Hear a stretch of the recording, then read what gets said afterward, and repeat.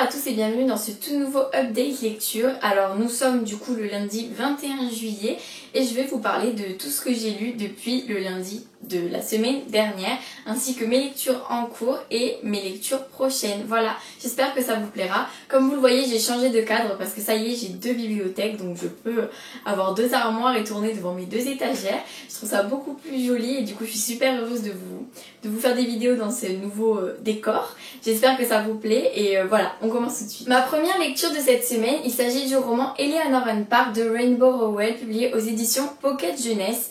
Alors ce roman c'est juste une pépite, c'est juste une merveille, je vous conseille de tout cœur, je peux que vous dire ça en fait. C'est vraiment un livre qui est juste excellent, mais vraiment excellent. Je l'ai terminé, je l'ai lu d'une traite en fait et je l'ai très vite terminé. La fin m'a laissé vraiment complètement... En fait tout le monde fait un gros... Comment dire ? Tout le monde fait de la fin un gros événement. Je dirais pas que la fin est exceptionnelle, mais je dirais que la fin est juste géniale. Moi j'ai adoré, ça m'a bouleversée, ça m'a fait pleurer alors que je pense pas que c'était tellement le but, mais j'ai vraiment été très touchée par cette lecture. Et pour vous dire rapidement de quoi ça parle, il s'agit d'une histoire d'amour entre deux personnes très différentes qui vont s'aimer au fur et à mesure et c'est toute leur histoire d'amour qu'on suit, l'histoire de Eleanor and Park et je vous conseille de rentrer dans leur monde parce que vraiment vous n'en ressortirez pas indemne. Deuxième lecture de la semaine, il s'agit du roman A comme association d'Eric Lhomme, le premier tome, La pâle lumière des ténèbres. C'est un roman que j'ai lu en lecture commune avec Robsy Books, je vous mettrai le lien de son blog en barre d'infos. Ce livre parle de Jasper qui va en fait chasser une horde de vampires avec de la magie, etc. Ce que j'ai adoré d'ailleurs parce que c'est un concept très intéressant. C'est un roman qui m'a été dédicacé au Salon du Livre de Paris, il me semble. Oui, pas celui de Montpellier. C'est le deuxième tome que j'ai lu à Montpellier. Et j'ai adoré ce livre sans que ce soit non plus une excellente lecture, je vous l'avoue. Ça a été une bonne lecture. J'ai bien aimé. Après, bien sûr, moi, quand je lis du fantastique, j'ai un peu de mal, on va dire, parfois à rentrer à fond dans l'histoire parce que parfois j'ai des petits moments qui font que je m'en vais un peu. Mais c'est quand même une bonne lecture en général et j'ai adoré ce livre du coup. Mais j'ai vraiment hâte de lire la suite, surtout que le deuxième tome est de Pierre Bottero. Il a une plume qui me laisse... à chaque fois admirative dès que je lis ses romans, donc j'espère que le deuxième tome me plaira. Par contre Robin du blog Robsy Books n'a pas du tout aimé ce roman. C'est dommage parce que voilà, il a vraiment détesté. Il lui a mis 8 sur 20 il me semble en tout. Donc c'était vraiment pas une bonne lecture pour lui. Du coup voilà, si jamais vous avez vu la chronique de Robin, n'hésitez pas à aller voir la mienne au cas où pour pouvoir trancher un peu. Parce que je pense qu'il faut savoir se faire son propre avis. Troisième lecture de cette semaine et dernière lecture de cette semaine. Il s'agit du premier tome de la saga... Je sais pas combien il y a de tomes, Le Club des Tongs. Le premier tome se nomme L'été des mystères de Hélène Richardson, publié aux éditions Nathan. Il est sorti au début de l'été. Et c'est l'histoire de trois filles qui ne se connaissent pas, qui vont se rencontrer sur une île où elles passent leurs vacances, elles pensent qu'elles vont s'ennuyer. Et au final, une fois qu'elles se rencontrent, elles se rendent compte qu'elles vont passer des vacances exceptionnelles.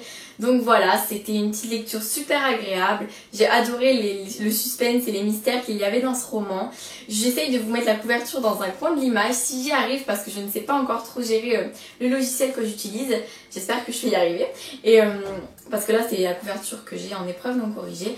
Voilà, donc ça m'a plu. Si jamais vous voulez un livre détente cet été, n'hésitez pas. C'est vraiment tout frais, tout agréable. Ça correspond aux plus petits comme aux plus grands, même si c'est sûr qu'à mon âge, vous allez peut-être un peu moins aimer parce que vous êtes plus grand, vous vous attendez à des livres plus adultes, mais pour les enfants, je vous le conseille vraiment, et pour les jeunes adultes qui ont envie de se détendre, je vous le conseille aussi. Ma lecture actuelle, il s'agit du deuxième tome du Club des Tongs, et ce tome se nomme Trois filles à la mer. Je suis désolée, j'arrive pas à parler aujourd'hui, c'est horrible. C'est l'histoire donc toujours de Lizzie, Sierra et Tash qui cette fois-ci vont faire un séjour en mer et elles vont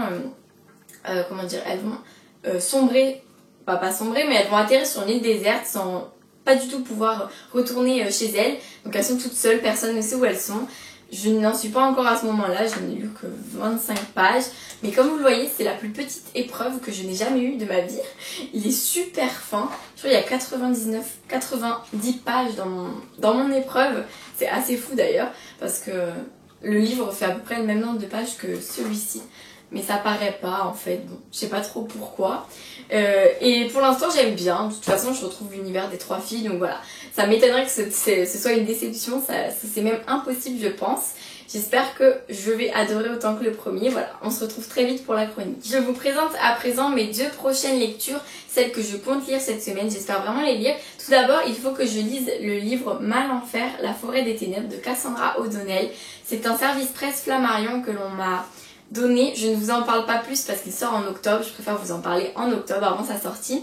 Vous n'aurez donc pas ma chronique. C'est juste que Gilles Paris, qui est l'attaché de presse des éditions Flammarion, m'a envoyé le service presse pour qu'une fois qu'il est terminé, je trouve une phrase d'accroche qui sera peut-être écrite sur le livre. Donc voilà, j'étais très heureuse de pouvoir faire ça.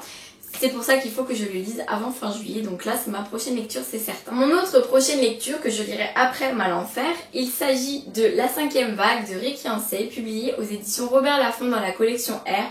Je lis ce livre en lecture commune avec Mathilde du blog 1002 livres. J'espère que ça me plaira en tout cas. Il a vraiment l'air super génial, moi j'adore. J'adore la couverture en tout cas, toutes les critiques que j'ai entendues. Donc j'ai vraiment trop envie de le lire. Après c'est un énorme roman qui fait 600 pages.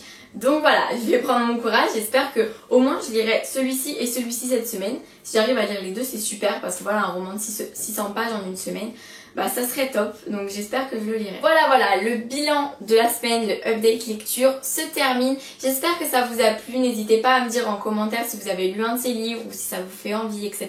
etc. En tout cas, si jamais je dois vous conseiller un livre cette semaine, il s'agit de Eleanor Park, évidemment.